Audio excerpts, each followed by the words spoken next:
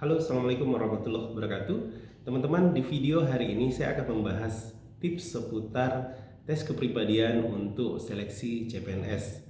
Di tahun ini, tes TKP akan begitu menantang karena jumlah soalnya bertambah menjadi 45 nomor dan passing grade atau nilai ambang batasnya pun naik menjadi 166 angka atau poin. Sehingga teman-teman harus memiliki persiapan yang betul-betul matang khususnya dalam menghadapi soal-soal tes kepribadian. Nah, yang perlu teman-teman pahami sebagai dasar dari mengerjakan soal-soal TKP adalah di dalam soal TKP ada tema-tema umum yang sering diangkat dalam soal-soal tersebut. Yang pertama ada tema terkait leadership atau kepemimpinan, kemudian ada soal terkait teamwork atau jejaring kerja, kemudian ada terkait sosial budaya, ada teknologi informasi, profesionalisme, dan kemungkinan tahun ini tema-temanya pun akan bertambah seiring bertambahnya jumlah soal dan naiknya nilai ambang batas. Kita tidak pernah tahu. Kemudian teman-teman, sebenarnya yang ingin saya bahas ada 3 poin. Yang pertama adalah di dalam tes TKP tidak ada yang namanya jawaban salah, karena setiap jawaban akan mendapatkan poin atau nilai sesuai dengan proporsi ketepatannya. Jawaban yang paling rendah akan mendapatkan 1 poin dan jawaban yang tertinggi akan mendapatkan 5 poin.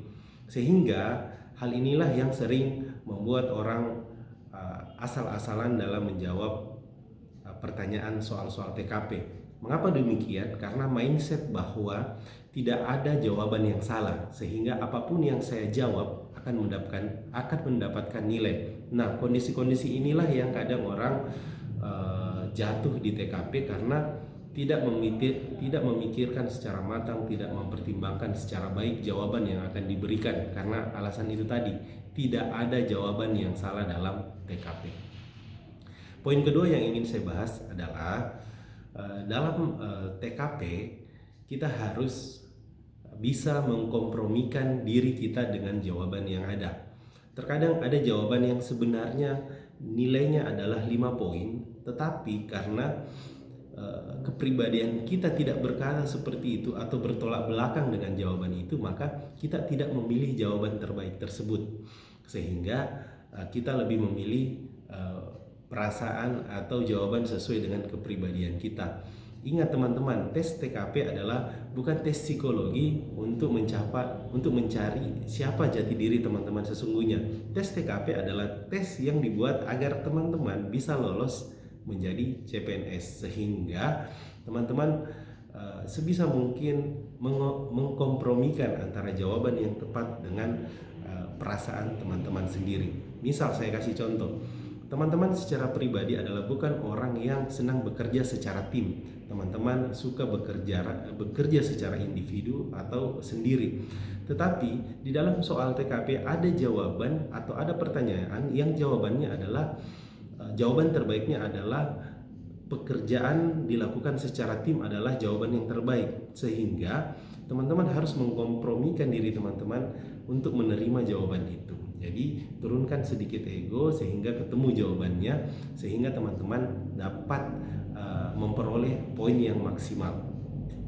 Yang ketiga yang paling penting adalah teman-teman setelah mengetahui tema-tema yang ada di soal TKP, mulai dari leadership, teamwork, sosial budaya, kemudian teknologi informasi dan profesionalisme, teman-teman sebisa mungkin mampu menyaring jawaban-jawaban yang arahnya kepada tema tersebut.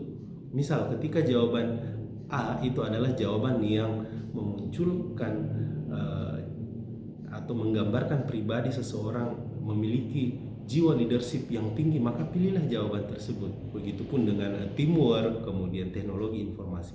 Ingat, tema yang ada di dalam soal adalah sesuatu yang ingin dicapai sebenarnya. Tunjukkan diri teman-teman bahwa tema-tema tersebut ada pada diri teman-teman.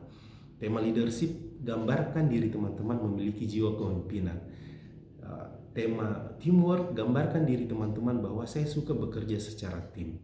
Kemudian tema teknologi informasi, gambarkan bahwa diri teman-teman ini suka mengutamakan atau suka menggunakan teknologi informasi untuk mempermudah pekerjaan dan seterusnya. Jadi 3 poin itu teman-teman, perbaiki mindset. Tidak ada jawaban yang salah dari soal TKP, tapi kita harus tetap berhati-hati mempertimbangkan secara matang jawaban yang paling tepat. Yang kedua dalam soal TKP adalah sebisa mungkin kita mengkompromikan diri dengan jawaban, turunkan sedikit ego sehingga kita mampu mendapatkan poin yang maksimal.